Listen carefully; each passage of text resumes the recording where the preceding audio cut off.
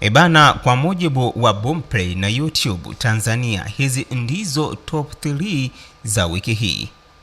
Tuendelee na habari za burudani. Sekta ya muziki nchini Tanzania imeanza mwaka 2026 kwa kasi, huku nyimbo mpya za Bongo Flava zikiongozwa kwenye mitandao mbalimbali ya kijamii.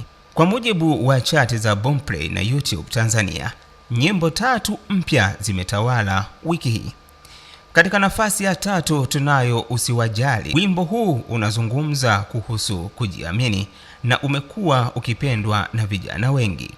Nafasi ya 2 ikishikiliwa na Mchepuko kutoka kwa Rayvanny akishirikiana na Phina. Wimbo huu upo kwenye album ya Followers na umevuna kwenye vilabu vingi katika maeneo mbalimbali. Kileleni nafasi ya kwanza ikiwa ni ya Commando, ushirikiano mkubwa kati ya Zuchu na Diamond Platnumz.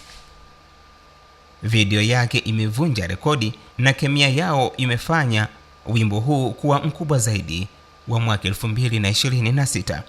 Nyimbo nyingine zinazofanya vizuri ni pamoja na Umetulia na Nakuwaza, zote kutoka kwa Diamond Platnumz akishirikiana na Zuchu, na Habibi kutoka kwa Juma Jux akiwa amemshirikisha Nandy.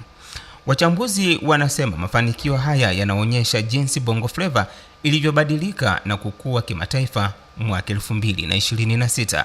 Kama umependezwa na chati hii, tafadhali ungana nasi kwa kubonyeza subscribe button ili uwe namba moja kupata taarifa mpya za Bongo Flava mahali hapa. Asante, nikutakie siku njema.